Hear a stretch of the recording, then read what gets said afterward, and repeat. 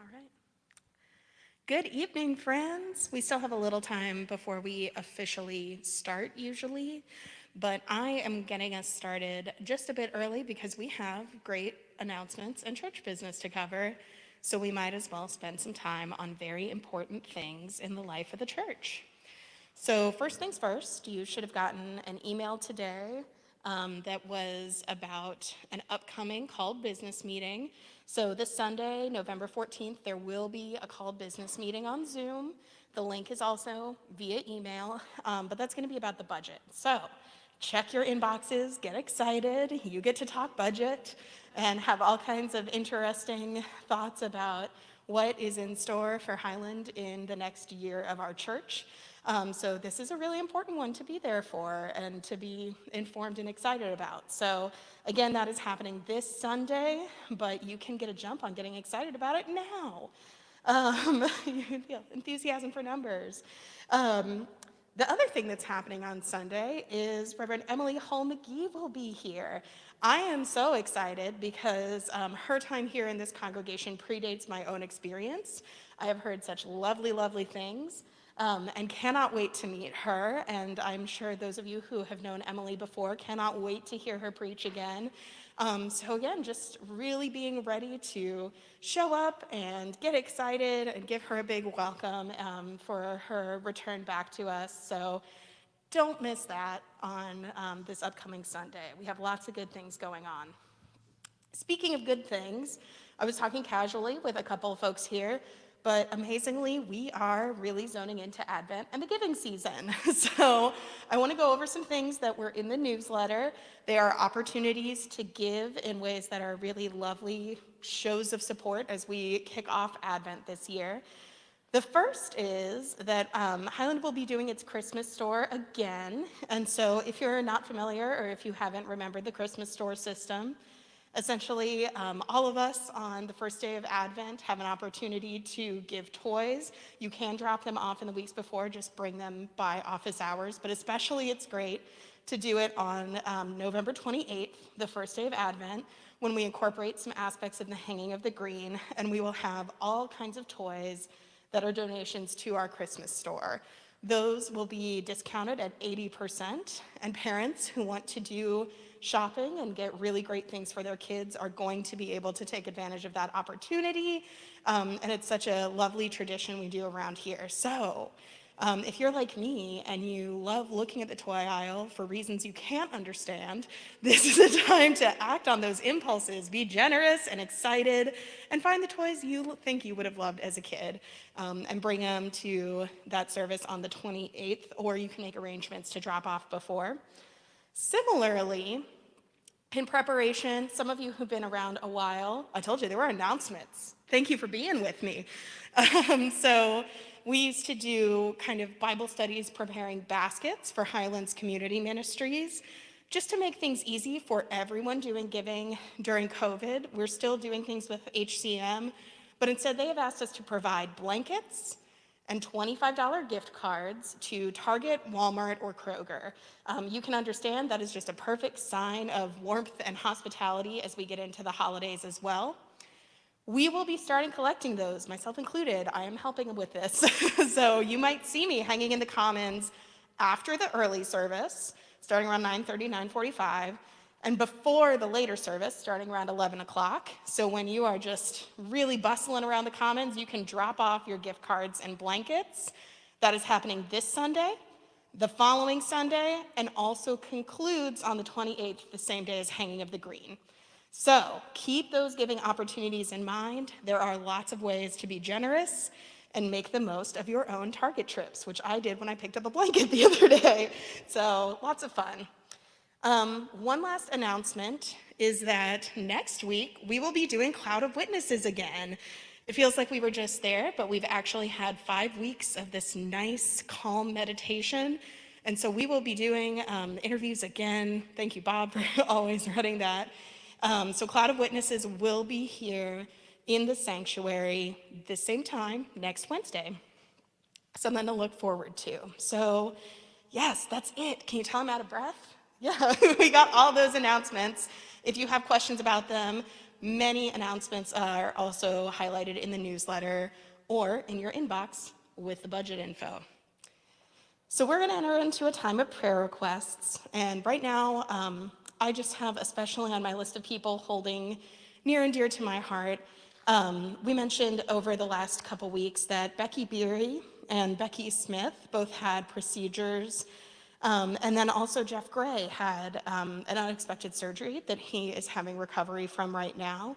So far, we've heard really great updates from everyone and their families, but still really want to keep all three of those people in our hearts and in our prayers as we consider those who are just needing extra love from the Highland community. And I want to open up, does anyone else have prayer requests or people you would like to pray for?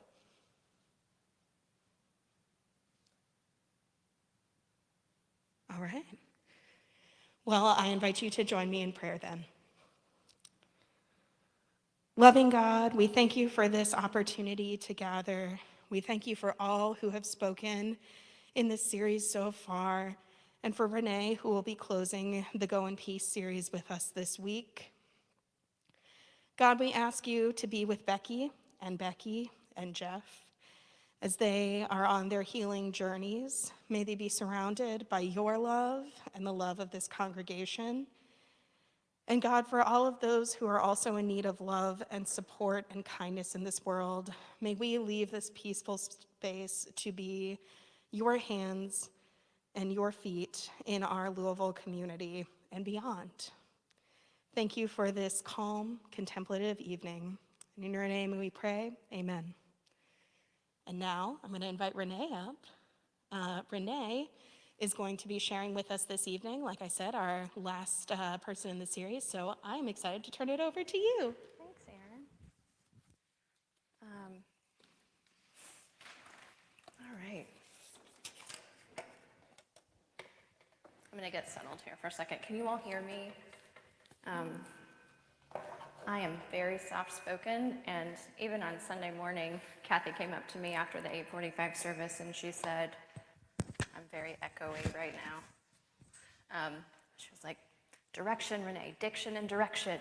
You know, we get coached along the way, which was beautiful. And I was very grateful because at 8:45, I'm not sure anyone heard me or understood my words. So Erin shared in the newsletter this week that we were going to talk a little bit about the evolution of our relationship with time. And it's ironic because this afternoon when I was preparing, I ran out of time to prepare about the conversation on time. But she asked me to share about it, and she named this possible topic as like balance, scheduling, boundaries around time, because those are things that when you are trying to take care of yourself, you have to be very careful with. And we had been in a staff meeting recently, and we all take turns sharing a devotion to kind of ground us and get us where we need to be. And there was a question that someone asked, and the question was, what's draining you and what is bringing you back to life? And I shared my response to that question. And I also shared that I didn't really like the question all that much,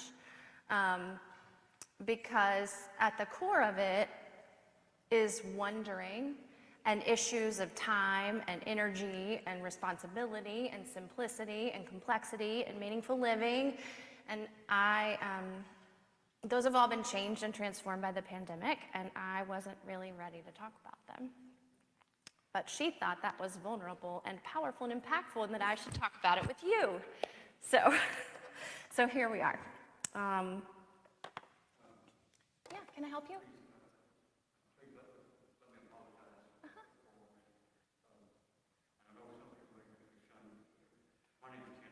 Hi, Kenny.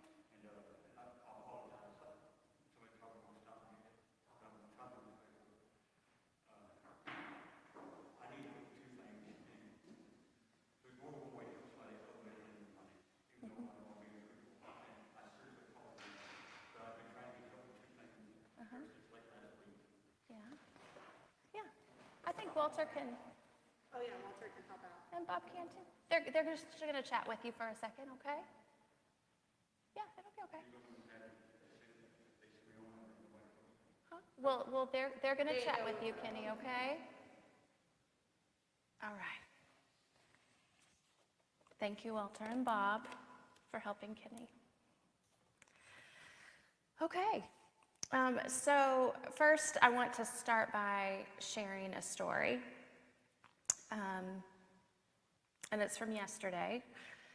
And I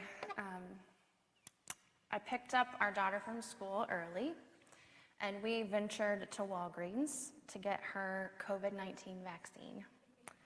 And it's a vaccine that we have waited months for as a family because my husband is immune compromised. And part of me wanted to run inside that Walgreens and shout, "We are here, get out of my way, it's our turn." But instead we kind of calmly sauntered in, and we wound our way through the store, and we went to the wrong counter to check in. And we ran into several other parents with their kids kind of hopping off the chairs and jumping through the aisles, and kids, right? They were looking at toys and twirling, and everyone was acting as if it was the most normal thing to do on a Monday afternoon. And parents that were there with us had clearly also taken their kids out of school and had gotten there even before we did. And we went up to the counter. I don't know if you all have been to Walgreens where they're doing this, but we went up to the counter, and the pharmacy tech was there, and the tech was working at a furious pace. The papers, the stickers, the COVID cards, I mean, she was so focused on the task at hand. There was a red bucket that was labeled pediatric COVID vaccine, there were stickers, and all while this is happening, our daughter is running down the aisles of the store, running away. She thinks the counter is the perfect height to climb on it and then slam your feet into it and make, just tons of noise while this person is trying to focus, right, and get it right. And we're having these conversations. Come back, they're trying to focus. And this is not throwing my child, she's a perfectly normal kid doing a perfectly normal kid thing. But this juxtaposition of preparation intensity, because the moment we're in is like a global pandemic moment, up against this curiosity and challenge of waiting, which is childhood, those two things up against each other were incredibly profound. So we get our paperwork and it's complete, and we walk toward the booth where the vaccines are being given, and I suddenly feel this wave of how profound this moment is. And Richard Rohr calls this living in deep time, where there's this kind of heightened awareness of vividness of things. There's just this feeling of timelessness, and it just washed over me. And it was completely involuntary, and it was nearly tear-inducing. And as we were walking toward this booth, I made eye contact with another parent. And, we're masked, so this eye contact with this parent was this weighty, unspoken, this is a huge moment, even though we're still parenting our children while it's happening. Now, I need you to know that this living in deep time moment only lasted 15 seconds, because the walk from this counter to this booth was not very long. The person started waving at us to come and get the vaccine. There were questions being asked, it was given, and then it was over, and there was a Band-Aid, and there was wait 15 minutes, and just like that, it was over. And then we were in the toy aisle examining Barbie dolls and Squishmallows and Crybabies and passing the time, while throwing in these weird questions about, well, does your arm hurt, and how do you feel, and she looked at me and was like, "Can we just go to Target now, Mom?" No, we have to, we have to do the 15 minutes. And there were other parents and kids in the aisles with us, and y'all, it was just it was a normal day. But it was not a normal day, right? And then we're off to art class, and then there's a 5-minute transition from the driveway to a Zoom meeting about budget, and another 5-minute transition into bedtime. At some point during all of this, I quickly summarized the experience, and I texted 3 sentences to a couple of friends, and this is what I texted to them. "There's no time to sit in the moment, really. But if I did, I know weeping would commence. There's no time to sit in the moment really, but if I did, I know weeping would commence. So as we get started tonight, I want you to hold that story, and I wonder, when is the last time you spoke the words, "There's no time"? So if you can find 2 or 3 people around you, and just share with one another, when's the last time you spoke those words? There's no time.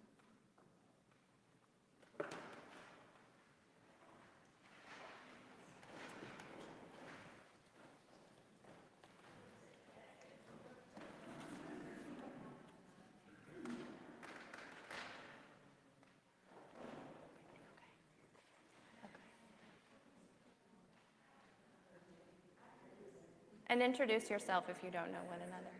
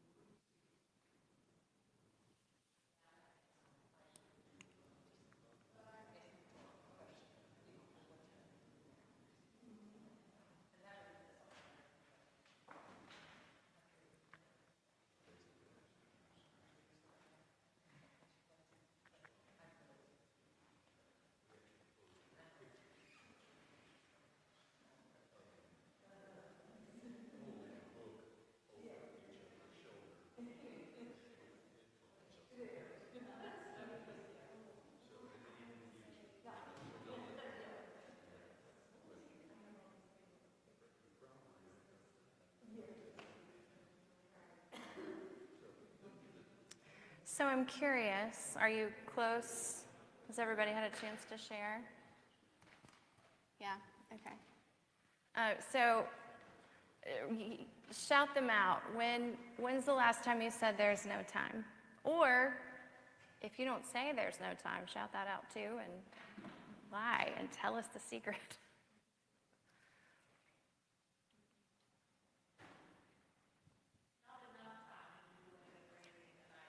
Okay. It's a good edit, yes. There's not enough time, there's no time. Yeah. I think they're similar enough, that totally counts, Allison.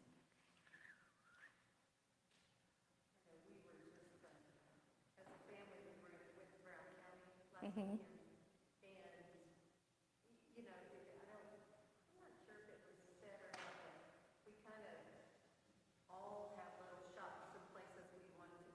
Mm-hmm.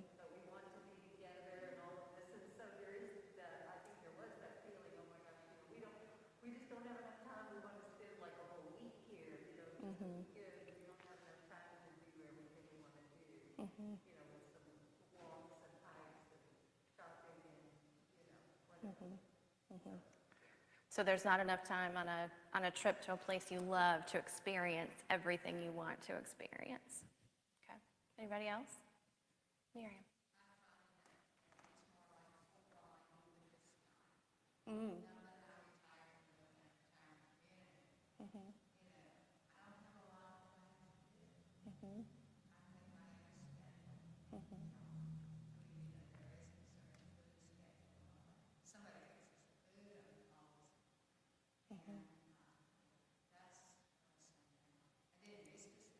Okay.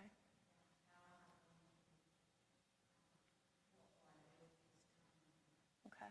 What will I do with this time that I have? Okay. Yeah. Anyone else?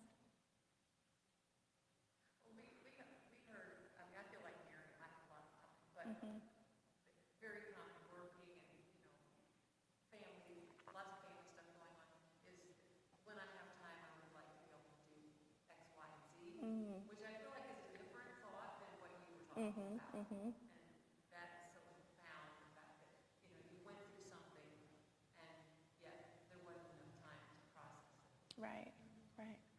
So your nuance though is when I have enough time, I hope to do X, Y, or Z. Yeah, from your group. Okay. Yeah.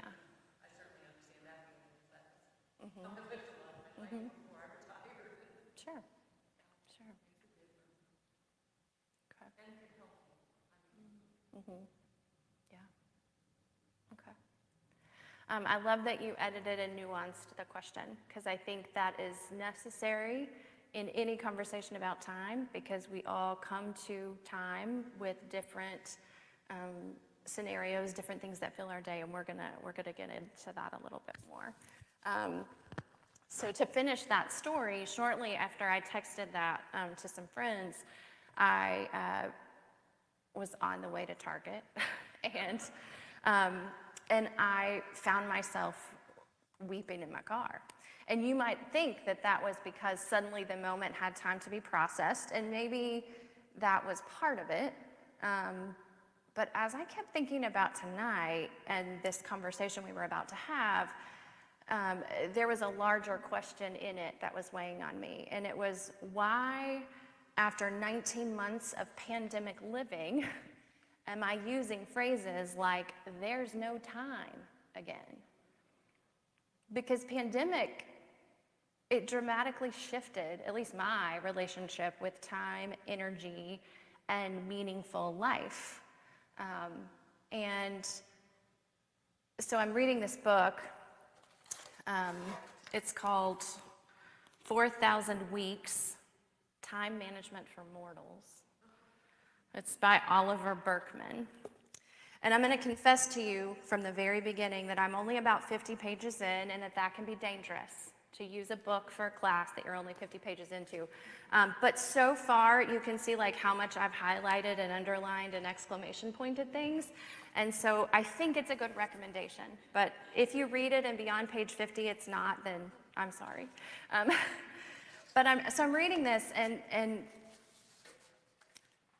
I'll get to, when we stopped last March in pandemic life, our clock time stopped and deep time began, in a sense.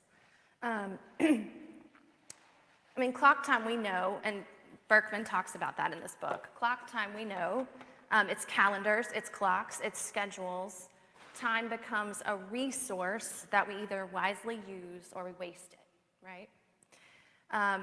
Deep time seems to have two definitions. The one that Richard Rohr used, which is kind of this heightened awareness of just the vividness of things and that feeling of time just disappearing. It's not a thing. But Berkman also writes about it being something called task orientation, and I can't do justice to the way he writes it, so I'm just going to read it to you. And he's talking about, like, I think it's English medieval farmers and their concept of time and how they really didn't have a concept of time, and this is why. Workers got up with the sun and slept at dusk, the lengths of their days varying with the seasons. There was no need to think of time as something abstract and separate from life. You milked the cows when they needed milking and harvested the crops when it was harvest time. And anybody who tried to impose an external schedule on any of that, for example, by doing a month's milking in a single day to get it out of the way, or by trying to make the harvest come sooner, would rightly have been considered a lunatic. There was no anxious pressure to get everything done either, because a farmer's work is infinite. There will always be another milking and another harvest forever. So there's no sense in racing towards some hypothetical moment of completion. Historians call this way of living task orientation, because the rhythms of life emerge organically from the tasks themselves, rather than from being lined up against an abstract timeline, which is the approach that has become second nature for us today. So kind of the vividness, heightened awareness, but also this task orientation where the rhythm of your life just emerges from the tasks that are around you. There's another quote from this book, and it helped me put pandemic in context. This is about babies when they're born. So if you know babies, this will be a familiar analogy, I guess. Until we get them onto schedules, babies are the ultimate task-oriented beings, which, along with sleep deprivation, may explain the otherworldliness of those first few months with a newborn. You are dragged from clock time into deep time, whether you like it or not. Dragged from clock time of everyday life into deep time, whether it is the vividness and the beauty of that experience, or also just you're responding to another being's needs. And I said to Tyler very often, it feels like we're in newborn time again in the middle of the pandemic. I don't know how many times I said it, but I vividly remember saying that to him. Because some of us, again, everybody had a different experience when it happened, but some of us were working weird hours. 12:30 a.m. to 7 a.m., anybody? Like just weird, strange hours to do the things that we needed to do, parenting during the day. Time passed, but the days also got blurry. And if we're really honest with ourselves, they still are. The pandemic is not over as much as we want it to be. And it does depend on where you are in the middle of it. Parents with kids have a far different reality than elderly persons living alone. Marion, you just spoke to that. The experience of an essential worker is far different than somebody's experience with a more flexible work situation. An immune-compromised person's reality is still really different than anybody else's reality.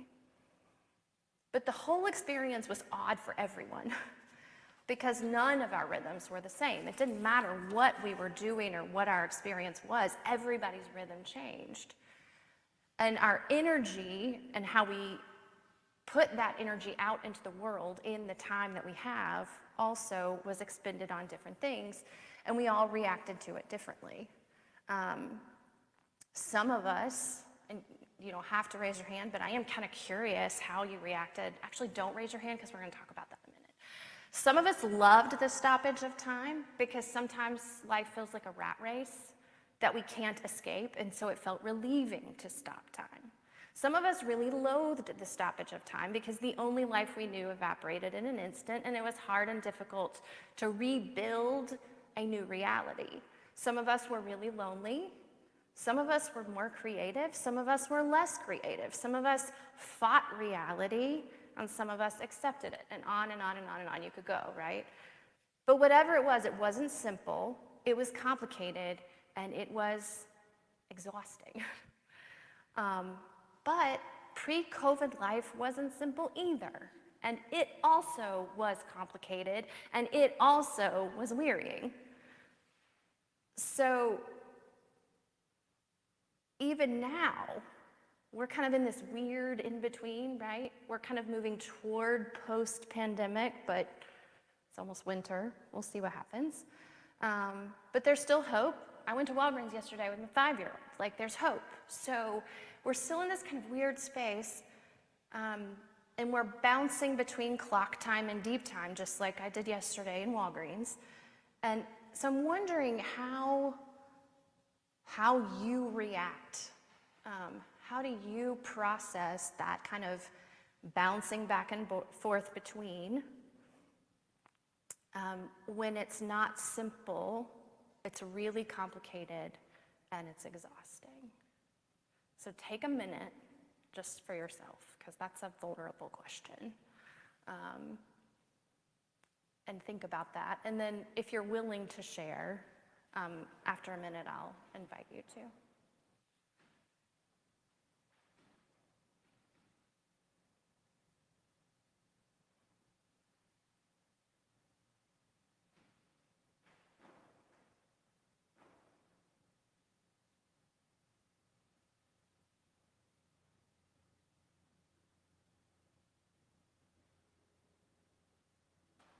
How do you react when you are pulled from clock time to deep time?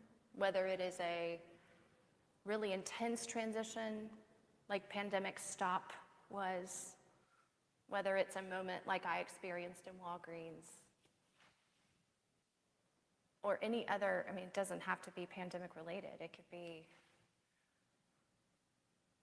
getting your kids on the bus and then going to work.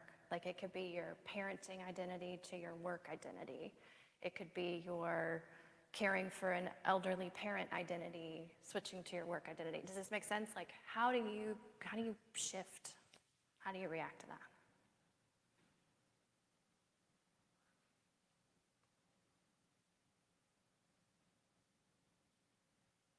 I can name that, especially with pandemic as framing and beginning of pandemic, like you were mentioning, I adjusted into that deep time space pretty well, because for a while my work just wasn't happening at all. So I didn't have to do the juggle, and it was scary for different reasons. But I also watched 8 Fast and Furious movies. Like, that's, you know, it Yeah. gave room to just be like, what's it like to be a person? But it is the rebuilding and shifting back into clock time that was really tough. Not just when my job resumed, but starting school. Because for my whole first year of seminary was on Zoom. Right. And so it changed also. Like, classes are happening, but they don't feel real. I'm also in sweatpants. And then, like, 2 hours go by and I can't think about what's really happening, you know, that kind of. And so like, figuring out how to shift up again was really hard. That's interesting. I have heard several people say it was really easy to stop. It was much harder to restart. Do you resonate with that?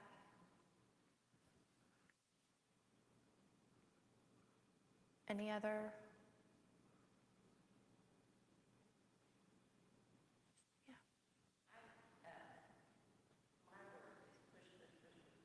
Mm-hmm.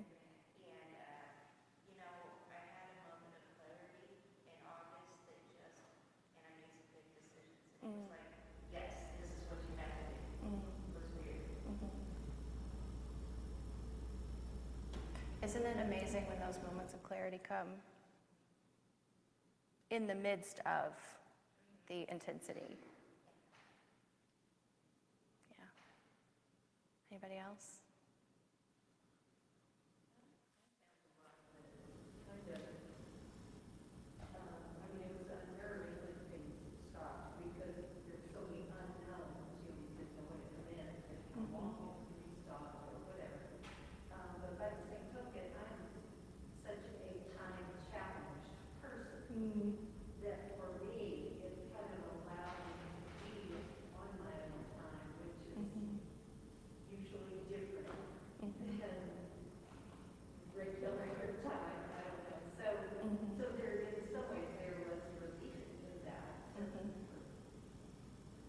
I echo that, Libby.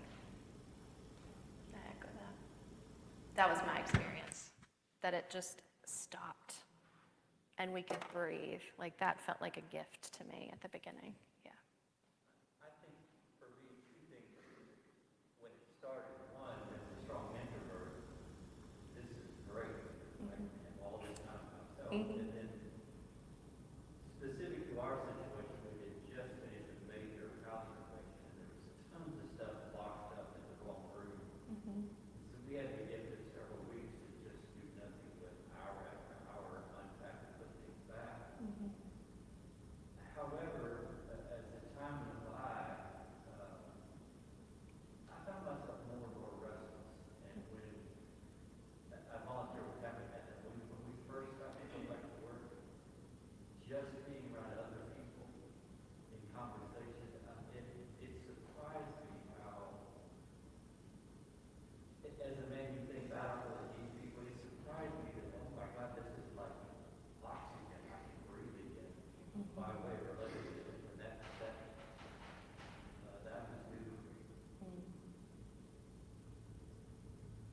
That's interesting. I'd be curious because 19 months of a pandemic is not monolithic. Like, we don't have the same experience of the entire time.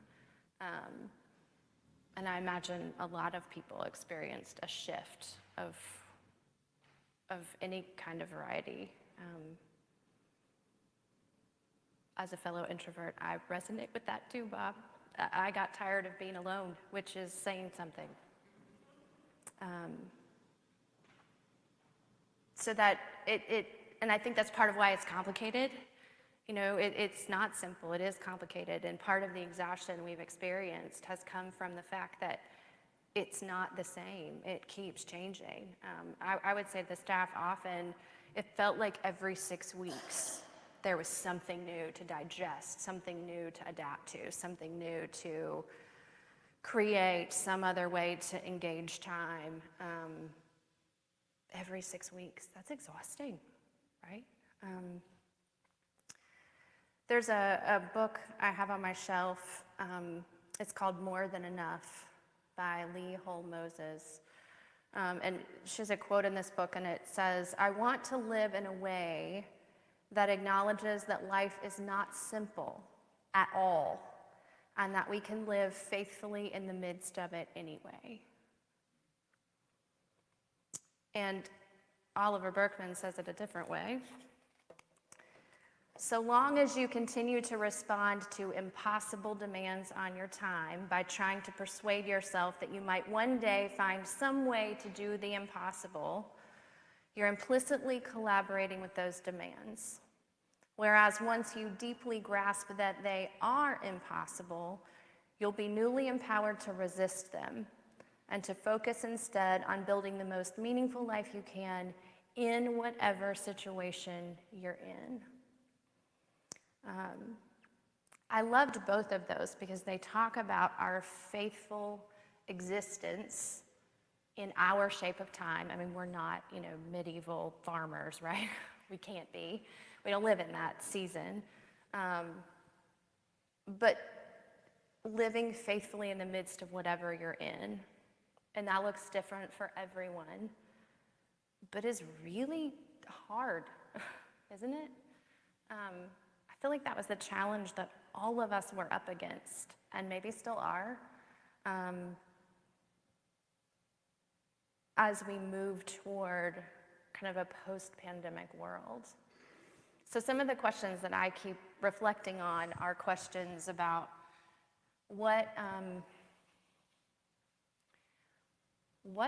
it sounds odd to ask this of a pandemic, but what brought joy in this season of life, this 19 months, where most of it wasn't all that great? But what did bring joy? Our Advent themes, Awaken to Joy, just popping that out there. What did bring joy? What joy can we awaken to from this experience? And hold that and carry it with us, like put it in our backpack. That is not to diminish at all the grief, the pain, the loss, the horrors of pandemic, because there is so much of it that has not been good. So please don't hear me dismissing that. But there are things in the experience that we have been transformed by, learned from, gained. And so what are those? And how do we bravely ask what that is and hold it, carry it with us?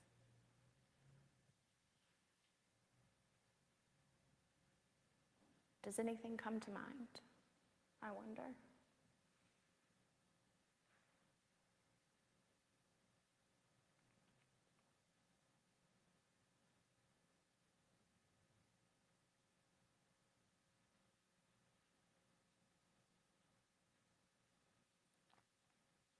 I'm not sure if this really addresses what you're saying, but when things shut down, it was interesting that a couple of groups that I'm involved with started doing some podcasts. And one of them is the Renovare, which is a spiritual formation group that I've been involved with for years. And so they were scheduling these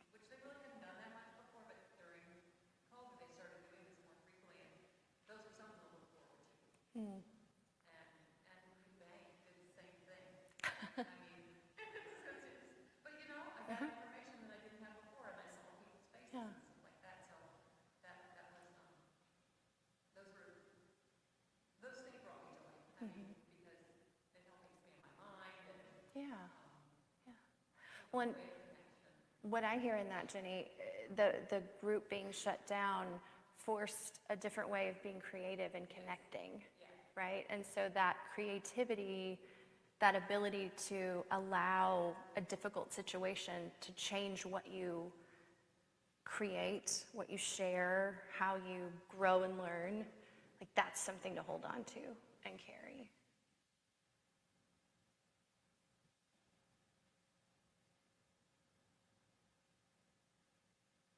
Anything else? I also, this is a creative thing, and I mentioned jokingly the Fast and Furious movies, because I did do a project where I watched one a day for 8 days, and it was fun. But also, similarly, like, I enjoy media and media criticism, and so we started a thing during all that quiet time, where we just called it Movie Bowl, and we just wrote on slips of paper movies that we'd always meant to see and never got around to, and it's weird to be like, today's the day for 4 weddings and a funeral, or like whatever. Right. And so it was great to just take some time and say, let's do a movie tonight and pick it out and try new things. And again, it's a creative engagement, but it's also, it became a way as we moved into clock time to still set aside space a little bit too. So ways to keep that space carved out and let it still be part of your rhythm and keep it.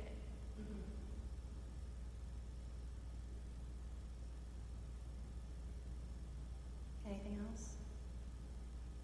I don't know, the word joy doesn't fit exactly, I use the word meaning maybe, but, There you go. It's okay. long distance walks, I started that, really right before things shut down, and have continued to do it. And sometimes I feel like I'm floundering, restless, or just frustrated with the limitation to get outside and physically walk for an hour or two. It just changes my perspective in a good way. So those sort of new rhythms of walking and just being physically active, it means something in pandemic and out of pandemic. Yeah, that's beautiful. So similarly, on the flip side of that, the question is, what do you want to let go of? The mask. I hear you. And I also think that can be, like for me, I go back to like pre-COVID. You all heard me say that sentence about like pre-COVID wasn't simple either. It was complicated and wearying. It's so fascinating, and I'm not sure where this fits in my own questions, so I'm just going to share it. But Bob mentioned walking, and because the days are so full, there's often not a lot of time to be outside. As family, walks, whatever. And one of the things that pandemic afforded, because we were all home together all the time. Can I say that again? All home together all the time. We went for a walk every day, and it did not matter how cold it was. I mean, I was like, put on 10 layers, I don't care. We are going for a walk around the neighborhood. And we met so many people, and we learned who the kids were in our neighborhood, like 3 blocks away. And I'm noticing now that we have reemerged into this form of rhythm, that's gone. Like, there's an absence there that I'm not sure I like. I'm not sure I like giving up that middle of the day walk. I don't know what to do about that. I have school and work. Like, there's nothing to do about it, but I grieve it, and I'm noticing that shift. And that I don't know who my neighbors are, and I know some people have moved, and it's just an odd thing to notice and observe. Even if I don't know what to do with it, I can still hold it. I don't want to leave without being practical, because we could like spend all our time up in the clouds. And so I'm aware of a couple of things. One, the holidays are coming. And I think in whether it's pandemic time or not, holidays always bring up time, right? How, whether we think about it as deep time or clock time, it always brings up stuff about time. And if you've been watching or hearing any news about shipping and your Christmas gifts, then people put pressure on you from the outside about time. Like, you better get this done or your gift is not going to get to your cousin in Virginia. I don't know. So I think the holidays are a time when we can ask some of these similar questions. Like, as we go into this season, how much deep time are we hoping for?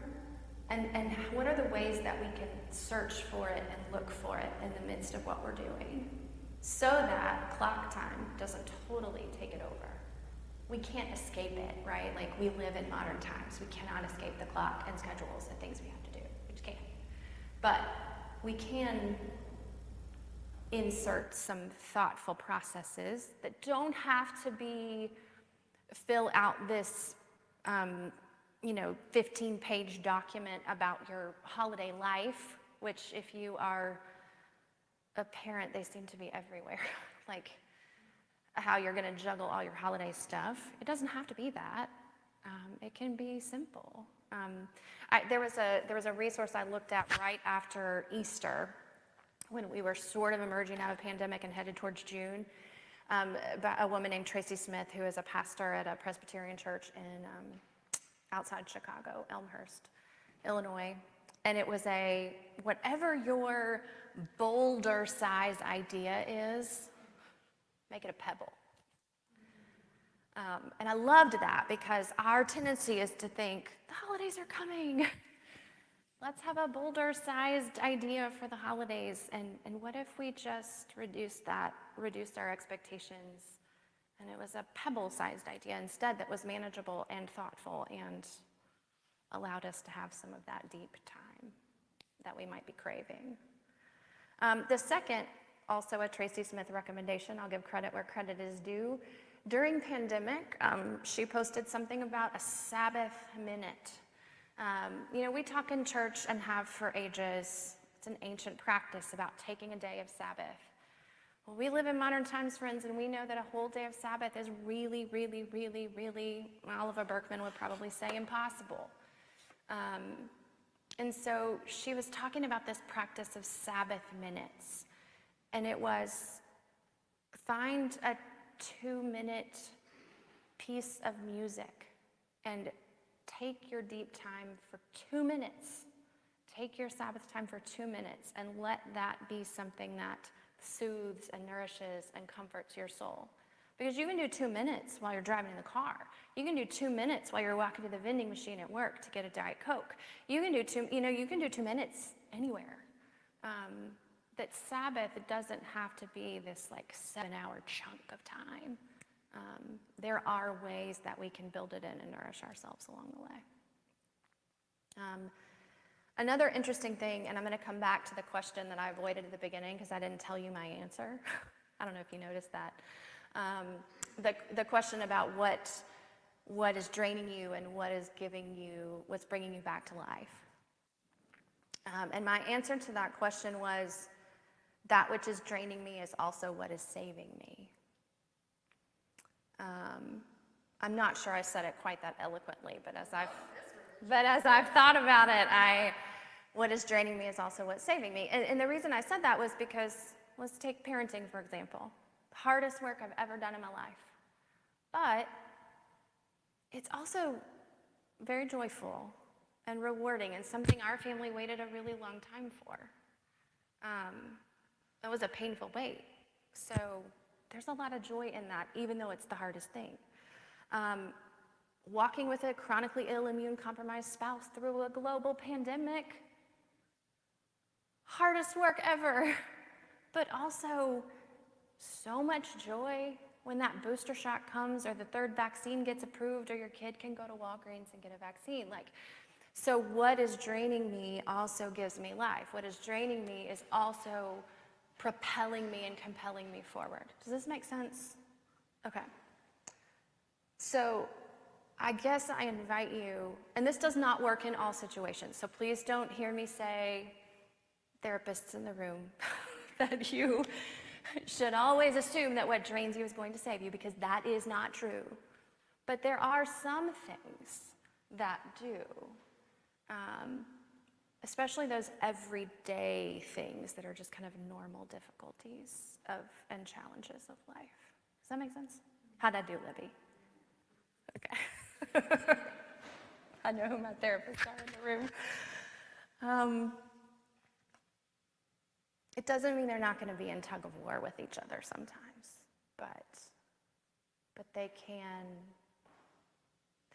propel us, and we can find some joy in hard things. So my last question actually is for you. What's the practical thing that is bringing you back to life when you are drained? And I'm going to give credit to Perry. That was Perry's question. It was his devotion. So what's bringing you back to life? What is the practical thing that someone else might get something out of if you say it out loud right now?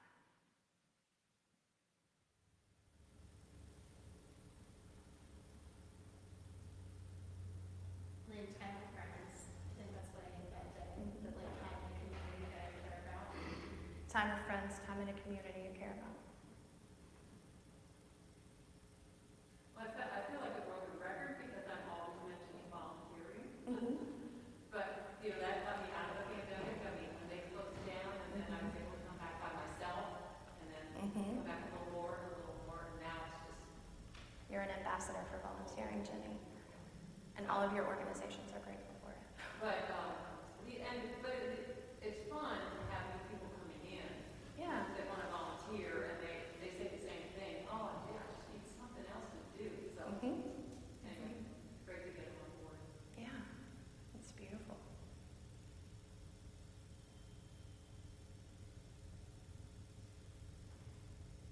Walter.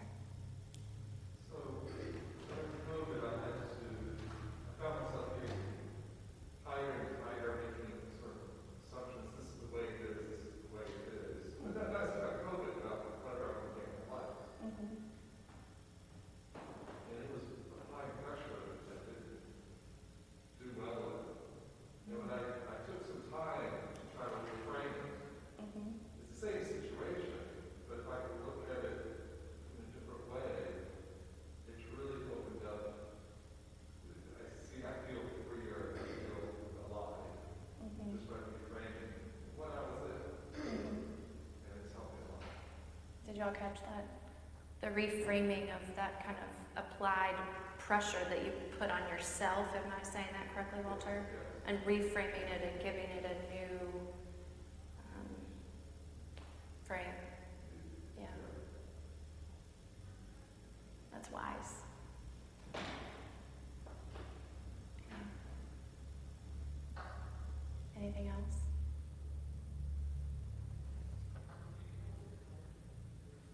I thought maybe Ben was speaking.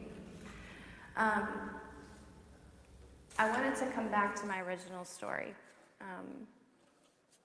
I actually came back to not be quite so hard on myself with that original question about there's no time to sit in the moment.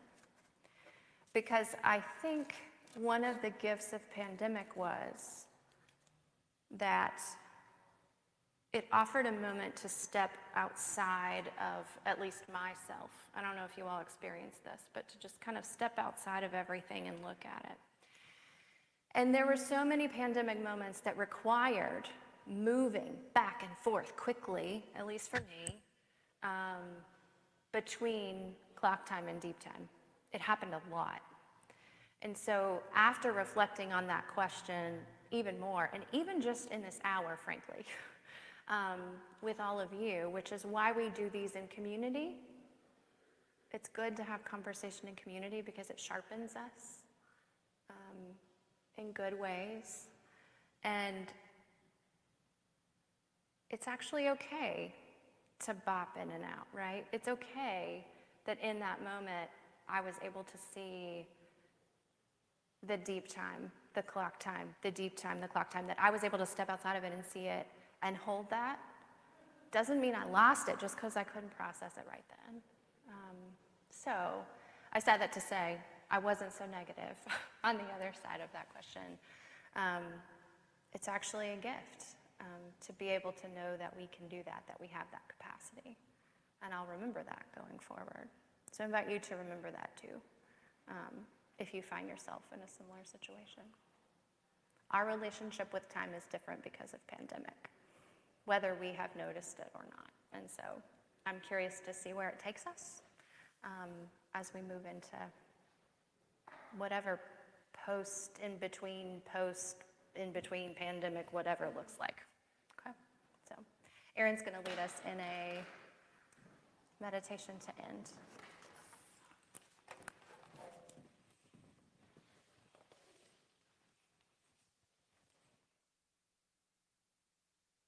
Thank you, Renee, for sharing. When she asked, like, oh, what would you like? I was like, honestly, I just like hearing from you. So I'm sure so many of you also feel the way I do, that we've all been so lucky to benefit from Renee's thoughtfulness and wisdom. As I mentioned at the beginning, this is the last time we are doing this particular Go in Peace series. We have Cloud of Witnesses coming up, and then Advent. We'll have a couple Wednesday night sessions to get excited about there.